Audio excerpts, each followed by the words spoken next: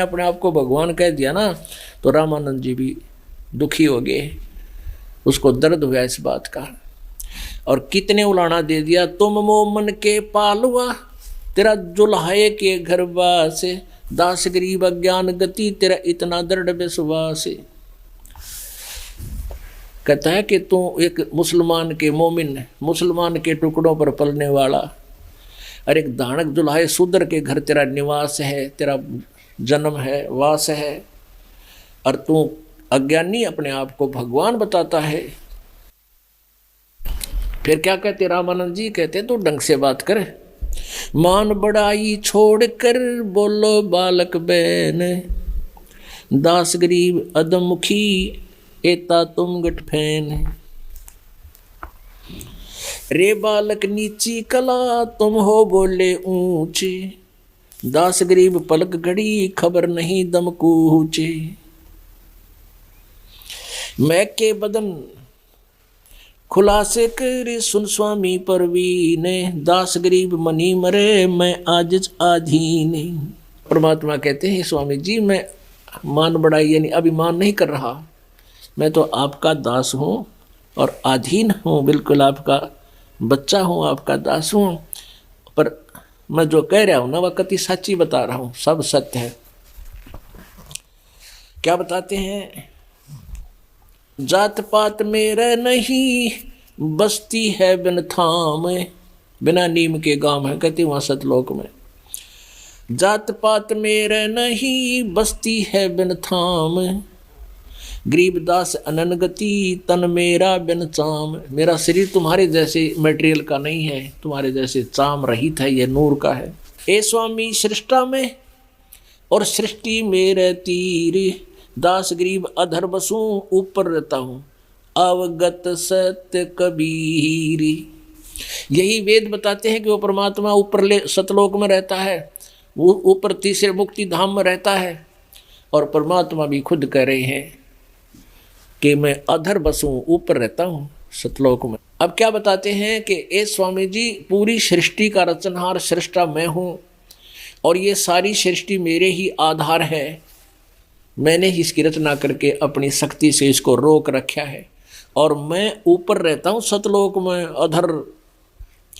ए स्वामी सृष्टा में सृष्टि हमारे तीर, दास गरीब अधर बसु मैं अवगत सत्य कबीर। अवगत माने वो प्रोक्ष, जैसे यजुर्वेद अध्याय नंबर 40 के श्लोक नंबर 17 में आपने पढ़ा कि वो पूर्ण परमात्मा तो ऊपर प्रोक्ष है, गुप्त है, अवगत है, जिसके विषय में कोई नहीं जानता, जिसकी गति से कोई परिचित नहीं है।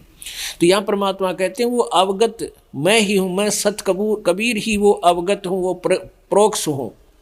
सुन रामानंद राम हम और मैं बावन नरसिंगे, दास गरीब सर्वकला मैं ही व्यापक सर्वंग। कि मैं ही सर्वंग हूँ, सर्वंग माने सर्वव्यापक, वासुदेव सबके ऊपर मेरा आधिपत्य है, वो परमात्मा मैं हूँ। सुन स्वामी सतभाख हूँ, सत कहता हूँ, सुनो स्वामी जी मैं सत कहता हूँ।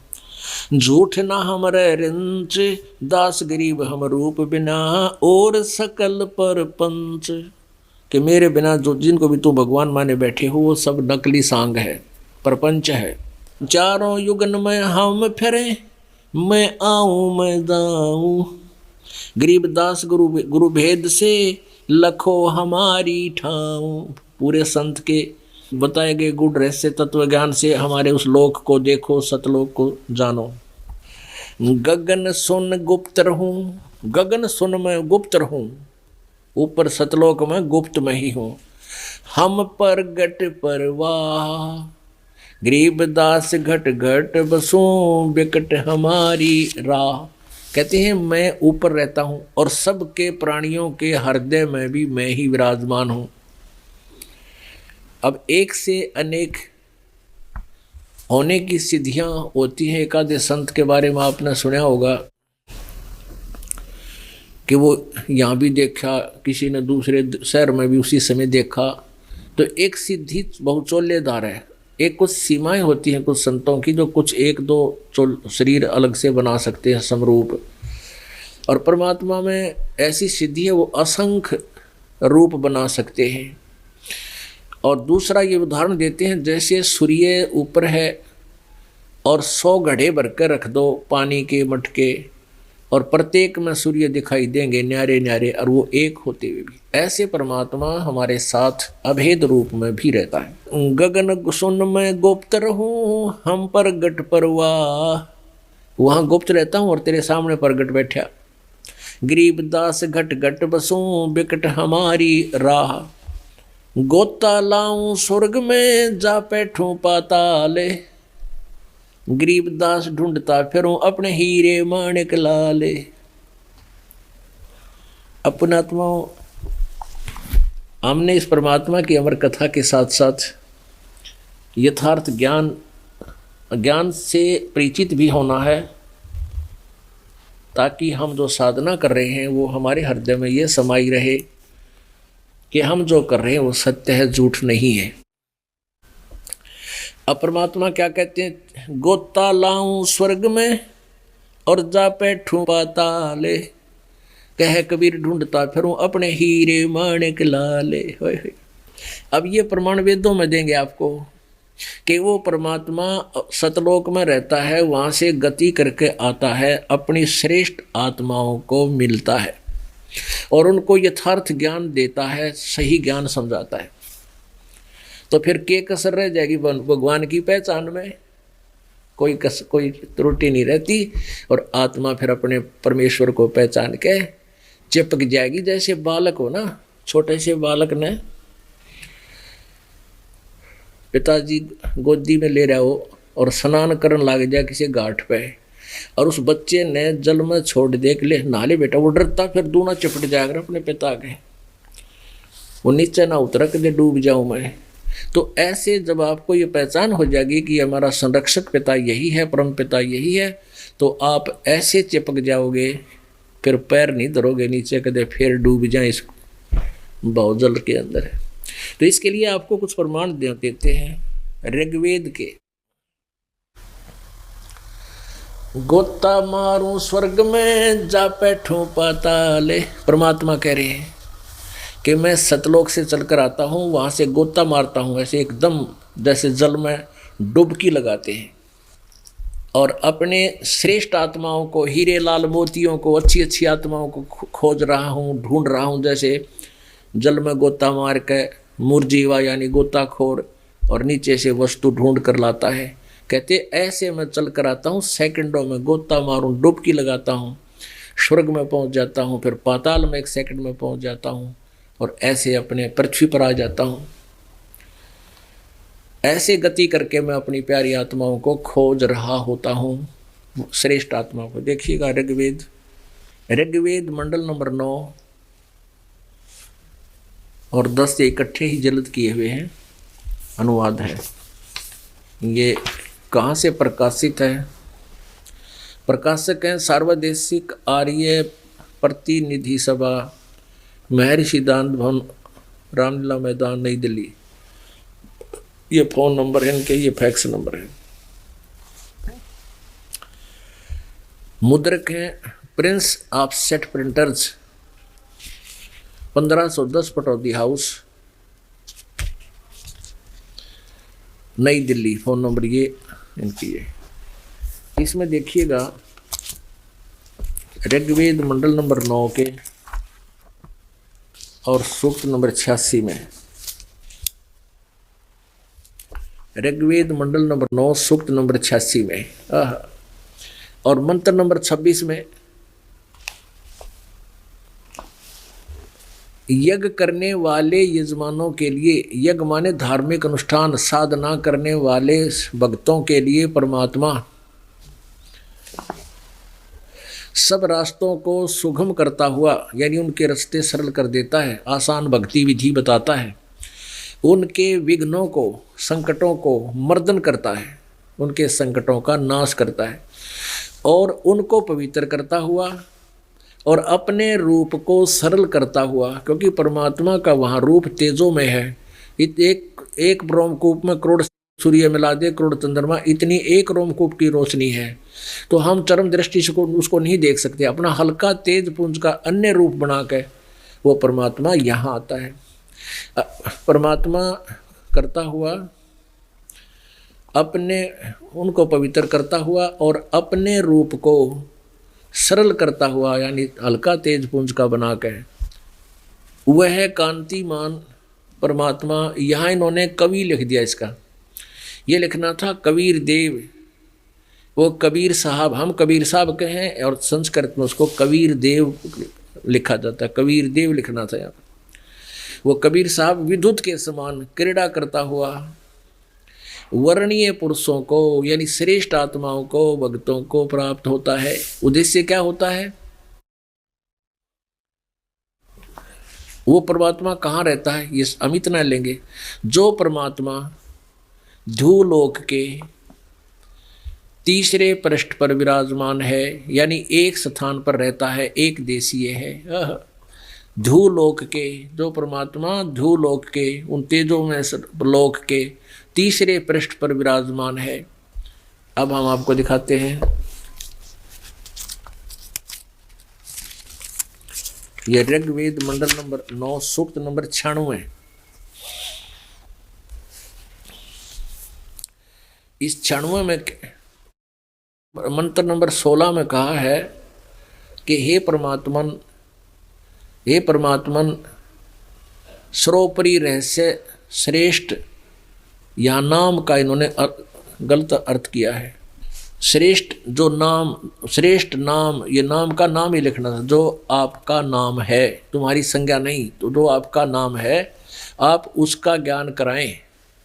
यहाँ देखिएगा 17वें में क्या कहा है कि वो परमात्मा जो शिशुम जगानम हरियंतम मर्जंती सुबंती विहीन मरुतो गणेन कबीर गिरभी कावेना कबीर देव। ये कबीर देव संत सोम पवित्र अत्यति रेभन, ऊंची स्वर में आवाज कर करके वो शिशु रूप धारण करके आने वाला परमात्मा अपने वहाँ अपने जानबूझ कर प्रकट होता है किसी उद्देश्य से, और अपने यथार्थ ज्ञान को बड़े प्यार से सुनाता है। और कैसे सुनाता है? कबीर गिरभी, कबीर बाणी द्वारा। इन्होंने इस कबीर गिरभी का क्या लिख दिया? ये कबीर ऊपर रह लगा हुआ इसका, देखो रह, कबीर गिरभी, इन्होंने कवि बना दिया। कवि और गिरभी माने वाणी द्वारा, यहाँ लिखना था कबीर वाणी द्वारा, कबीर वाणी द्वारा। और कविता से कावेना, कविताओं से उसकी स्तुति, कविताओं से यानी कविताओं के माध्यम से, लोकोक्तियों के माध्यम से वो बोलता है, और वो अमर परमात्मा होता है। वो कबीर देव है, वो कबीर देव है। यहाँ पर ना ये 2 बार कबीर है, तो कबीर गिरभी कावेना कबीर संत सो, वो संत रूप में प्रकट अमर परमात्मा कबीर देव कबीर वाणी द्वारा, कावेना यानी कविताओं के माध्यम से, अति ऊंचे स्वर में, रेभन माने ऊंचे स्वर में, इन्हीं के द्वारा, रेभन माने गरजता हुआ, रेभन सन, ऊंची आवाज में बोलता है। वो कहाँ रहता है? 18वें में, उसका कबीर नाम है। ये क्लियर हो गया ऊपर कि वो कबीर देव है। ये 18वें में वो कहाँ रहता है ये बताया गया है। तृतीयम धामम, वो तीसरे धाम में रहता है, यहाँ अनुवाद है इसका।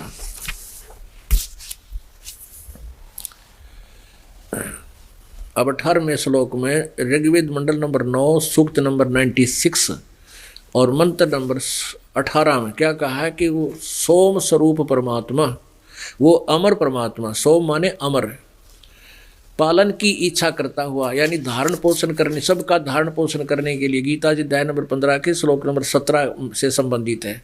पालन की इच्छा करता हुआ यानी तीनों लोकों में प्रवेश करके सबका धारण पोषण करने के लिए वह जो महान परमात्मा तृतीयम धाम देव्यान पित्रान, इन दोनों से पृथक तीसरा जो मुक्ति धाम है, तृतीयम धाम तीसरे धाम में है, तीसरे धाम में विराजम, वो विराजमान है। इन्होंने ज्ञान योगी उड़ा दिया, उड़द भूल गए ये, करियर लिख दिया तीसरे धाम में विराजमान है, और यहाँ लिख दिया विराजमान जो ज्ञान योगी है, उसको प्रकाश करने वाला अड़ंगा अड़ा दिया। इसी दास है कि वो तीसरे धाम में, तीसरे मुक्ति धाम में विराजमान है, रहता है। और यहाँ स्पष्ट है, इसमें देखो मंडल नंबर 9 सुख 86 के मंत्र नंबर 27 में ये स्पष्ट लिखा है कि वह प्रकाश पुंज परमात्मा, जो परमात्मा झूलोक के और तीसरे पृष्ठ पर विराजमान है। यहाँ ज्ञान योगी ना लिखा परमात्मा है ना, एक जगह बैठा है, तो इसमें भी यही है। ये गलत अड़ा दिया, अनुवाद गलत कर दिया।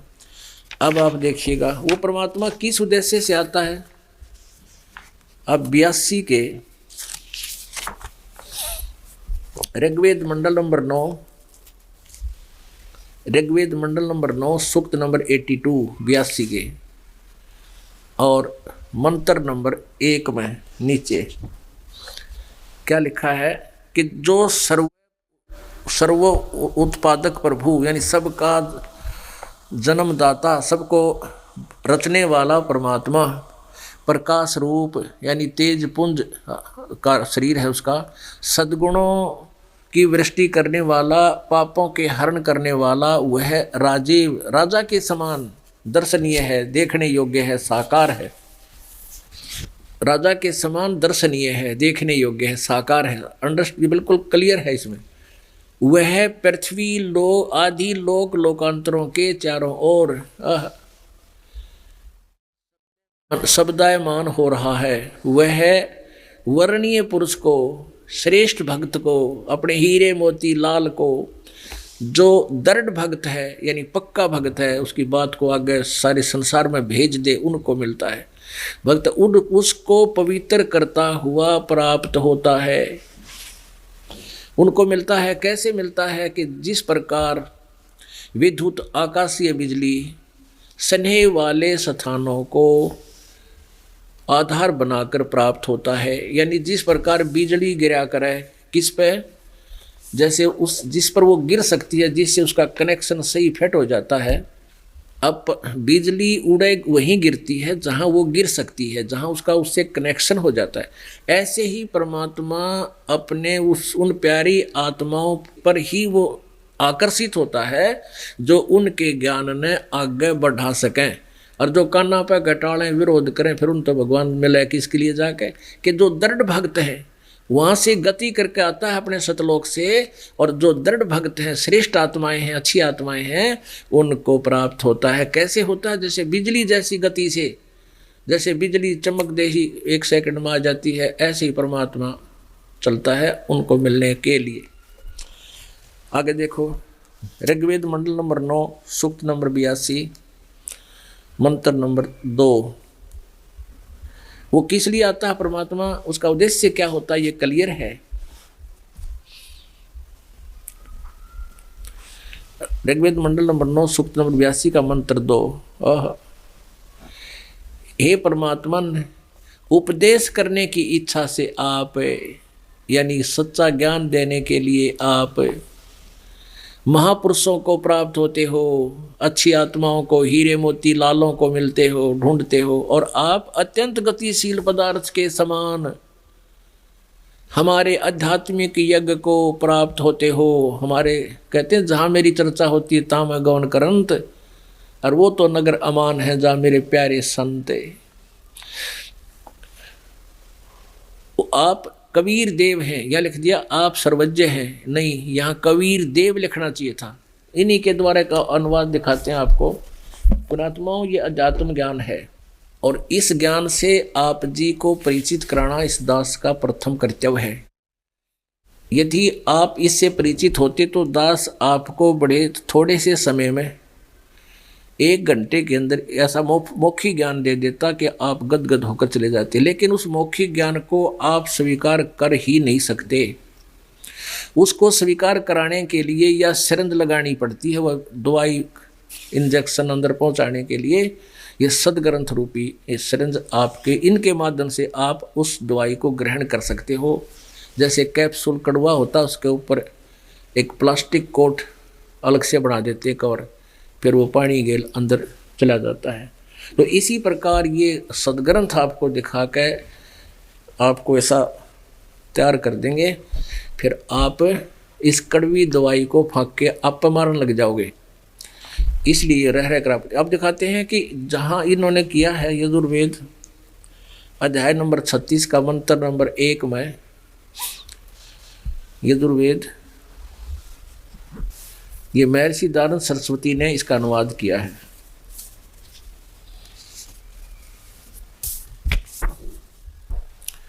प्रकाशक हैं सार्वदेशिक आर्य प्रतिनिधि सभा 2/5 महर्षि दयानंद भवन रामलीला मैदान नई दिल्ली से। और ये 40 के 40 अध्याय महर्षि दयानंद जी ने इसका अनुवाद किया है। लेखक नहीं है ये, केवल अनुवादक है। मुद्रक है Prince offset printers 1510 Pataudi house नई दिल्ली। ये 36वां अध्याय है, 63 अध्याय। इसके प्रथम मंत्र में यहाँ लिखा है यजु रच वाचम च पदे मन यजु परपदे, रजु युवाच्य परपदे मन यजु परपदे, यजु। अब इस यजु यहाँ पर जो यजु लिखा है 2 अपसर्ग लगा दिए, तो इसका अनुवाद करते समय लिखना पड़ेगा यजुर्वेद। और इसका यजु का अर्थ कर दें तो फिर समझ में नहीं आओ, अनुवाद गलत है। तो इन्होंने दयानंद जी ने सही किया अनुवाद, यहाँ पर इसका यहाँ अनुवाद किया है कि यजुर्वेद को तो इसने आगे सही लिख दिया, यजु ब्रैकेट में संस्कृत है। और इसको हिंदी करते समय यजुर्वेद लिखना अनिवार्य है, नहीं तो फिर क्या समझेंगे हम इसको, क्योंकि है यजु का अर्थ कर दे यजीय सतुतियाँ। तो यजुर्वेद वो बुक के बारे में जानकारी नहीं हुई, तो ये बुक के बारे में, उस पवित्र होली बुक के बारे में जानकारी है। यजु माने यजुर्वेद, हम यजुर्वेद क्या कर रहे हैं यजुर्वेद। तो ऐसे ही जहाँ कवि ये अपसर्ग लगा के कवि लिख दिया ना, हमें लिखना पड़ेगा कबीर देव। उस कबीर देव की महिमा गाई जा रही है, वो कवि हम कबीर साहब कहने लगे उसने। फिर आइए ऋग्वेद मंडल नंबर 9। अब आइएगा ऋग्वेद। अब हम ऋग्वेद को फिर ले रहे हैं, यजुर्वेद को रख दिया ये सिद्ध करने के लिए। ऋग्वेद मंडल नंबर 9 सूक्त नंबर 82 और मंत्र नंबर 2, इसमें बिल्कुल स्पष्ट कर दिया है। हे परमात्मन, उपदेश करने की इच्छा से आप महापुरुषों को प्राप्त होते हो और आप अत्यंत गतिशील पदार्थ के समान यानी बिजली जैसी गति से हमारे आध्यात्मिक यज्ञों में यानी धार्मिक अनुष्ठानों में को प्राप्त होते हो, वहाँ पहुँच जाते हो। आप कबीर देव हैं, यह लिखना चाहिए आप कबीर देव हैं। हम उसको कबीर देव माने साहब परमेश्वर, हम उसको कबीर साहब कहने लगे। कबीर देव को कबीर साहब, कबीर देव, कबीर साहब। आप कबीर देव हैं, यह लिखना चाहिए था कबीर देव। शुद्ध स्वरूप हैं, हमारे पापों को दूर करके हे सोम, हे अमर परमात्मा, आप हमको सुख दें। अब ऋग्वेद मंडल नंबर 9 सूक्त नंबर 20 में फिर स्पष्ट किया है मंत्र नंबर 1 में। ऋग्वेद मंडल नंबर 9 सूक्त नंबर 20 और मंत्र नंबर 1 में, ये मंत्र नंबर 1 में ऋग्वेद मंडल नंबर 9 सूक्त नंबर 20 और मंत्र नंबर 1 में क्या लिखिए, देखो यहाँ लिखा है पर कबीर देव वितय, ये कबीर देव लिखा सीधा है पर, यानी वो पूर्ण परमात्मा कबीर देव है। वह परमात्मा मेधावी है, इसका अर्थ लिख दिया। यदि यहाँ पर जब यजुर्वेद की महिमा गाई जा रही हो कहीं पर, उसका अर्थ कर दे यजु सतुतियाँ नहीं, यहाँ लिखना पड़ेगा जैसे वह परमात्मा कबीर देव है, बस वह परमात्मा कबीर देव है और सबका रक्षक है। विद्वानों की तृप्ति के लिए, जिनको भगवान की चाह है, ज्ञान की इच्छा है, उनको तृप्त करने के लिए ज्ञान से ज्ञान को देता है। और सहनशील है। कितना तंग किया था भगवान को, फिर भी किसी को बद्दुआ नहीं दी दाता ने। वह सहनशील है और संपूर्ण दुष्टों को संग्राम में तिरस्कृत करता है। गोता मारूं स्वर्ग में जा बैठूं पाताले, कह कबीर ढूंढता फिरूं अपने हीरे माणिक लाले।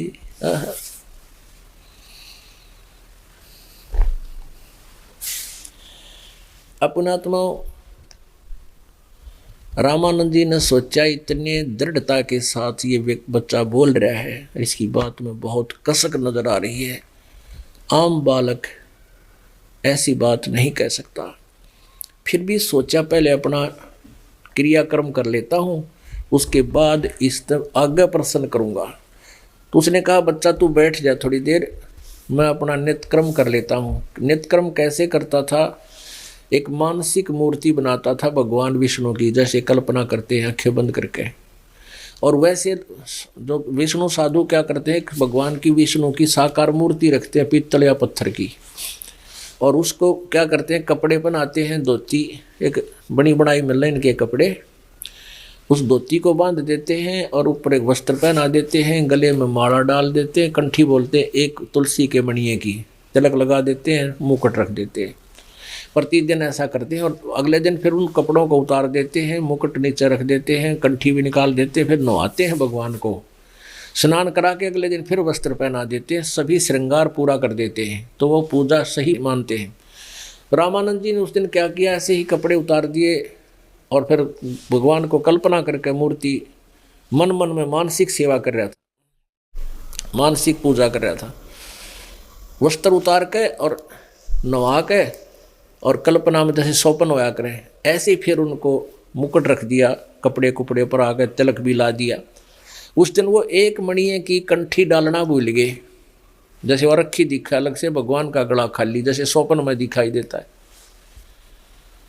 तो स्वामी जी ने सोचा बात बिगड़ गई, मुकुट रख दिया, और मुकुट रखने के बाद मुकुट उतारा नहीं जा सकता उस दिन, जब मुकुट उतार दिए तो पूजा खंडित, और कंठी ना डली तो भी पूजा अधूरी खंडित होगी। वह कंठी भी होनी चाहिए थी और मुकुट भी नहीं उतरना चाहिए उस दिन। तो उसने सोचा इस माला को ऊपर मुकुट के ऊपर से डाल देता हूँ, वह मुकुट में अड़गी, सपने में जैसे होता है ऐसे। अब बड़ा दुखी हुआ।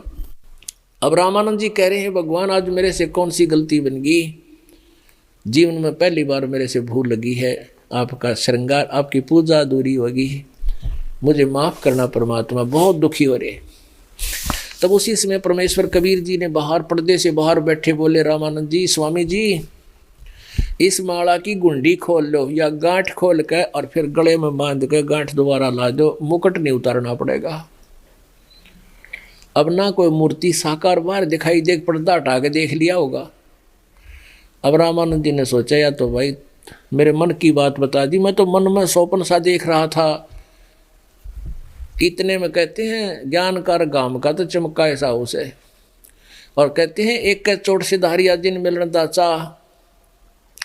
अपने आत्माओं स्वामी रामानंद जी ब्राह्मण थे, ब्राह्मण सोए जो ब्रह्म पहचाने, जो भगवान को पहचान ले वो ब्राह्मण होता है। और कहते हैं लोक लाज ना कीजिए निर्भय हो रही है, ये मन साधा दीजिए तो गोविंद पइये। लोक लाज मर्यादा जगत की तरह जो तोड़ बगावे, जब कोई राम भगत गत पावे। रामानंद जी ने कहा तो एक मर्यादा, इतना दृढ़ हो रहा था, इतना कट्टर छुआछूत करने वाला व्यक्ति, और आगे सामने पूरा ब्राह्मण समाज बैठे हजारों की संख्या में। अब उसने देखा कि सामने भगवान खड़ा और एक तरफ समाज खड़ा। वो ब्राह्मण थे रामानंद जी, उसने समाज नहीं देखा, जात पात नहीं देखी, उन्हें भगवान दिखाई दिया और पर्दा फेंक दिया उठा करके, डोडी का जो आगे कर्टेन ला रखा था एकदम फेंक के उसका बाहर आया। आते ही बच्चे का नो से अपने सीने से लगा लिया और क्या कहने लगे, मन की पूजा तुम लखी ये मुकुट माल परवेशे, गरीबदास गति कौन लखे तेरा कौन वर्ण के बेख। रामानंद जी ने कहे भगवान आपने मेरे मन की बात बता दी, फिर तूने भगवान कैसे मानना है? कोई व्यक्ति किस रूप में खड़े आप और किस वर्ण में, शूद्र वर्ण में हैं, और एक बालक रूप में खड़े हो धोती बांधे।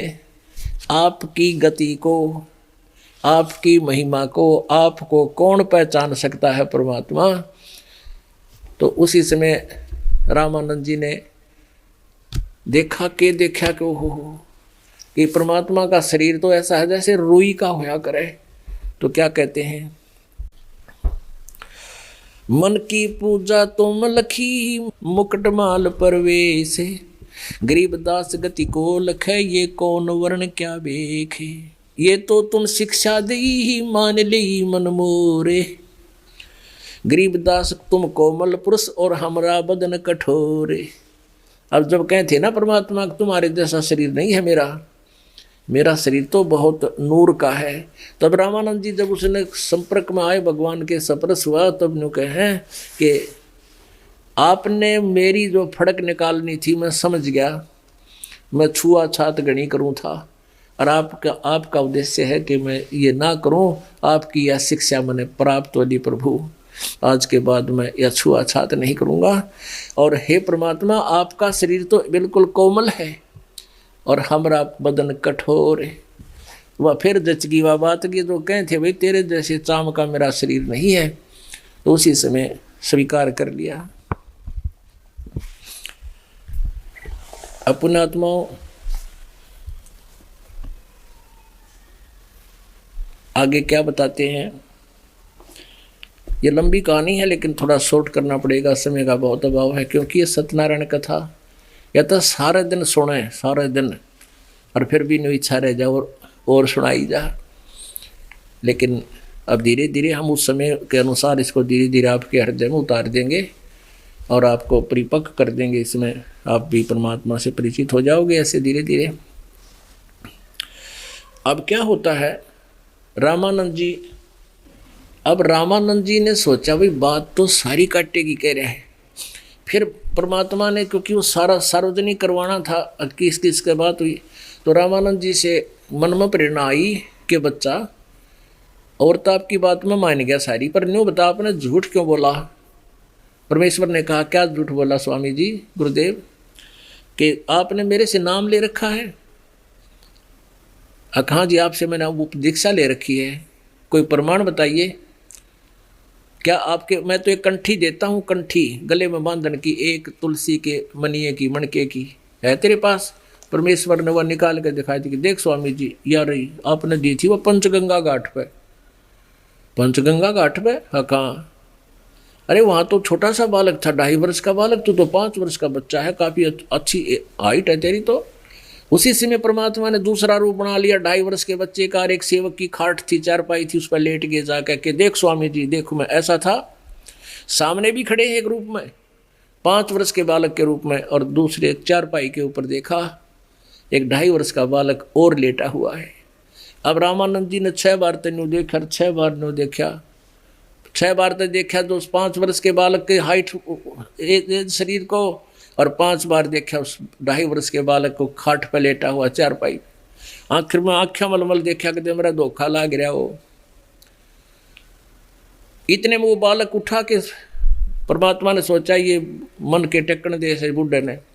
अब वहाँ से उठा वो 2.5 वर्ष का बालक और उठ कर परमात्मा में समा गया। उसके देखते देखते तब रामानंद जी फ्यूज हो गया कि भैया तो सारी ये सच्ची बात है, ये कोई खास उद्देश्य है प्रभु मेरे साथ जो ऐसी लीला कर रहा है। फिर भी वो मन पुराना ज्ञान वो टेकन नहीं देता। नहीं बोला बच्चा मैं कुछ डिस्कस करना चाहता हूँ। अब चल बैठ स्वामी जी, कहा जाए एकांत में बैठेंगे। चले गए एक उस गंगा के किनारे, वहाँ 5, 10, 20 भगत और भी चले गए। जब वार्ता हुई, परमात्मा ने कहा आप क्या पूजा करते हो? कि मैं विष्णु जी को इष्ट मानता हूँ। विष्णु, परमात्मा ने कहा विष्णु जी तो नासवान है। देवी पुराण 3 स्कंद मास पढ़ कर देखिए। अब रामानंद जी तो पहले से ही कंठस्थ कर रखी थी पुराण और वेद और गीता। उसने 3 स्कंद का नाम लिया कि उसमें लिखा है कि देवी पुराण में विष्णु जी कहते हैं तुम शुद्ध स्वरूपा हो, ये सारा संसार तुमसे उद्भासित हो रहा है, और मैं ब्रह्मा और शंकर आप ही जी से प्रकट हैं, और हमारा तो आविर्भाव और तिरोभाव होता, हमारा जन्म मृत्यु होता है। शंकर भगवान बोले कि जब ब्रह्मा आपसे उत्पन्न हुआ तो क्या विष्णु आपकी संतान नहीं हुआ? विष्णु आपसे उत्पन्न हुआ तो क्या ब्रह्मा आपकी संतान नहीं है? अब दुर्गा और मैं भी आपका बेटा हुआ। रामानंद जी क्योंकि उसको तो याद थे, कहने लगे हाँ ऐसा ही लिखा है। फिर इतना नासवान है तो विष्णु जी की पूजा कर रहे हो। और गीता जी अध्याय नंबर 7 के श्लोक नंबर 12 से लेकर 15 तक देखो, रजगुण ब्रह्मा, सतगुण विष्णु, तमगुण शिव जी द्वारा जिन इस त्रिगुण में माया के द्वारा जिनका ज्ञान हरा जा चुका है, वो राक्षस स्वभाव को धारण किए मनुष्यों में नीच दूषित कर्म करने वाले मूर्ख, ये ब्रह्म कहता है मेरी साधना भी नहीं करता। यानी काफ़ी डिटेल से डिस्कशन हुई। परमात्मा ने बताया गीता जी का ज्ञान श्री कृष्ण ने नहीं बोला, श्री कृष्ण में प्रवेश करके इस ब्रह्म ने बोला है, जो ब्रह्मा विष्णु महेश का पिता है, काल है। गीता जी अध्याय नंबर 10 के श्लोक नंबर गीता जी अध्याय नंबर 11 के श्लोक नंबर 32 में कहता है कि मैं काल हूँ, सबको खाने के लिए आया हूँ। अब रामानंद जी को तो याद थे, सारे बुद्धिमान को समझाना आसान होता है। जो परमात्मा बोल रहा सारी स्वीकृति दे था। जब ब्रह्मा विष्णु, जब विष्णु जी नहीं रहेंगे, श्री विष्णु का लोक नाश होगा, तो तू आप कहाँ रहोगे? अब बात आ गई ठिकाने न, बोला बच्चा बात तो तेरी सारी सच्ची है, पर आज तक ये किसी ने बताया तो कोई ना। अब तेरी बात पे विश्वास मेरा बहुत देर से दृढ़ होगा। परमात्मा बोले दृढ़ तो मैं कर दूंगा अगर आप मेरा सहयोग दोगे। रामानंद जी कहने लगे कि बच्चा मैं तो समाधिस्थ होता हूँ। कहते हैं प्राणायाम कर, योग युक्त प्राणायाम कर जीत्या सकल शरीर, और त्रिवेणी के घाट में वो अटक रहे बलवीर। बाल ब्रह्मचारी था रामानंद जी, और योग अभ्यास करा करता, समाधिस्थ हो जाता था। लेकिन ऊपर 3 रास्ते आ जाते हैं, त्रिवेणी 3 रास्ते। उस 3 रास्तों पर जाकर के इसकी सूरत रुक जाती थी, आगे न्यों नहीं पता था कौन से बजाना चाहिए। पुण्यात्माओं, आप कहीं जंगल में जा रहे हो और 2 रास्ते हो जाए, आप उड़े फ्यूज हो जाओगे, कौन से बचा लो। और वहाँ 3, अब परमात्मा बोले आप समाधिस्थ होकर देखो। वो कहता था मैं योग अभ्यास करता हूँ, मेरी सुरती बहुत ऊंची मंजिल में पहुँच जाती है। परमात्मा बोले लगाओ मंजिल, समाधि करके देखो। समाधिस्थ हो गए, परमेश्वर आगे साथ गए उसी बालक रूप में। और त्रिवेणी पर जब वो डाली उनकी आत्मा, जब कहा स्वामी जी ये तेरा अंतिम ठिकाना आ गया, ये सामने वाला जो रास्ता है ये ब्रह्मरंध्र है, ये तेरे इस मंत्र ओम नाम से नहीं खुल सकता, ये सतनाम से खुलेगा। और ये रास्ता तेरा अब जो विष्णु जी के इष्ट रूप में तू उपासक उनकी उपासना कर रहा है, ओम भागवते वासुदेव, तो इस रास्ते से जाएगा, आगे धर्मराज का लोक होगा, धर्मराज से तेरा लेक अकाउंट होगा, उसके बाद तो विष्णु लोक में चला जाएगा, उससे आगे तेरी कोई पहुंच नहीं। और विष्णु लोक में अपने पुण्य खत्म करके तू फिर 84 लाख योनियों में आएगा। और ये सामने वाला ब्रह्मरंध्र मेरे पास जो मंत्र है सतनाम, उससे खुलेगा। और आप कोशिश करो इसको खोल के। ने बोले जी मेरे तो नहीं खुलता, मंत्र 100 वर्ष हो गए इसकी खोलने की, 80 वर्ष हो गए मैंने इसकी चेष्टा करते, मेरे से नहीं खुल रहा। तो परमात्मा ने अपने सिमरण किया श्वास का, उस श्वास से सतनाम से वो ब्रह्म काल के लोक में, जो विशेष लोक है काल का 21वां ब्रह्मांड, उसमें जाने का रास्ता पटदे ही खुल गया। सतगुरु खोल रहा बज्र कपाटा, दास गरीब मेर सतगुरु की खोली वज्र कवाड़ी। ये वज्र की कवाड़ी खोल दी। जब आत्मा को ऊपर लेके गया, कहने लगी और यार इसको तुम निराकार बताते हो, ये बैठा ये ज्योत निरंजन काल जिसको तुम ब्रह्म कहते हो, 1 लाख मानव श्रीधारी प्राणियों को नित्य यहाँ आहार करता वो तपस्या दिखाई। फिर पारब्रह्म के लोक को पार करके भौर गुफा से आगे सतलोक में प्रवेश किया। वहाँ जाकर क्या देखा कि कबीर जी दूसरे नीचे से बालक रूप में उनके साथ है, और ऊपर एक तख्त के ऊपर विराजमान है वो परमात्मा पूर्ण ब्रह्म सतपुरुष कबीर देव जी, जिसके एक रोमकूप में करोड़ सूर्य मिला दे, करोड़ चंद्रमा, इतनी रोशनी। और कबीर परमेश्वर 5 वर्ष का बालक उठाकर एक चमर उस परमात्मा के ऊपर करने लगे। रामानंद जी ने सोचा ये है वो अविनाशी परमात्मा जो तख्त पर बैठा। कबीर जी यहाँ के कोई गण होंगे, जैसी उनकी बुद्धि काम कर रही थी बालक की तरह। तो थोड़ी देर में क्या होते हैं कि वो तख्त पर विराजमान परमात्मा खड़े हुए, और बालक रूप भगवान जो कबीर जुलाहे रूप में यहाँ नीचे थे पृथ्वी पर, उसी रूप में गए थे ऊपर। वो तख्त पर बैठ के ओवरऑल कंट्रोलर की कुर्सी पर, और जो परमात्मा दिखाई दे था वो सेवा करे नौकर की तरह कबीर भगवान का। अब रामानंद जी सोच ही रहे थे यूँ क्या हो गया भाई, इस नौकर की भगवान पूजा रिगार्ड कर रहा है। उसी समय वो परमात्मा जो तेजोमय शरीर वाला उस 5 वर्ष के बालक के शरीर में समा गया, और चंवर अपने आप ऑटोमेटिकली घूम रहे हैं आदर के साथ। और परमात्मा बोले रामानंद जी चल नीचे जा, ये है मेरा स्थान, मैं सतलोक का मालिक हूँ, सारे ब्रह्मांडों का स्वामी हूँ। और यहाँ आने के बाद देखिए कितने बच्चे हैं, ये सब परमात्मा के सुखी हैं, इनका कभी जन्म मृत्यु नहीं होता, इनको जरा और मरण व्यापते नहीं। होय होय तहाँ वहाँ चित चक्रित भया, वो देखा फजल दरबारे। होय होय कहते वहाँ मन चक्रित हो गया उस रामानंद का, देखा फजल दरबार, और फिर वापस भेज दिया। नीचे आकर देखा तो वह समाधि जब उसकी खुली नींद सी, सामने परमात्मा कबीर जी बैठे हैं, वही 5 वर्ष के बालक में के रूप में। तब रामानंद जी फ्यूज हो गया, वो सारी बकवाद चलेगी जो उसने वो अज्ञान ग्रहण कर रखा था। आंखें देख लिया, क्या बताते हैं, तावा चित चक्रित भया जब देखा फजल दरबारे। फजल माने उस दयालु भगवान का, उस रहम करने वाले परमात्मा का वो दरबार देखा। गरीबदास सिजदा किया हम पाए दीदार। गरीबदास जी कह रहे हैं रामानंद जी ने फिर सजदा करा नो, आय है भगवान अब मैंने परमात्मा मिल गए। तुम स्वामी में बाल बुद्धि। ओए होए अब रामानंद जी कहाँ तो विद्वान पाक रहे थे, अन्यों कहे ये परमात्मा आप मेरे मालिक, और मेरा ज्ञान तो बालक जैसी बुद्धि का ज्ञान था, जिसको मैं अपना सर्वश्रेष्ठ ज्ञान मान रहा था। तुम स्वामी में बाल बुद्धि, ब्रह्म कर्म किए नाश, गरीबदास निज ब्रह्म तुम, मेरे हो गया दृढ़ विश्वास। कि तुम स्वामी में बाल बुद्धि, और मेरा तक कर्म भ्रम सारा नाश हो गया। गरीबदास जी बता रहे, रामानंद जी ने बोले तुम हो निज ब्रह्म, वो तत् ब्रह्म तुम हो, परम अक्षर ब्रह्म तुम ही हो, मेरे हो गया दृढ़ विश्वास। सुन बे सुन से तुम परे, और उर में हमरे तीरी। उरे उर कहते हैं सुन बे सुन से उस परले लोक सतलोक में भी आप ही हो, और ये मेरे सामने भी आप ही बैठे हो। सुन बेस बिसुन से तुम परे, उर से हमरे तीरी, गरीबदास सरबंग में अवगत पुर से कबीर। यानी सब जगह व्यापक है वो परमात्मा, सब जगह।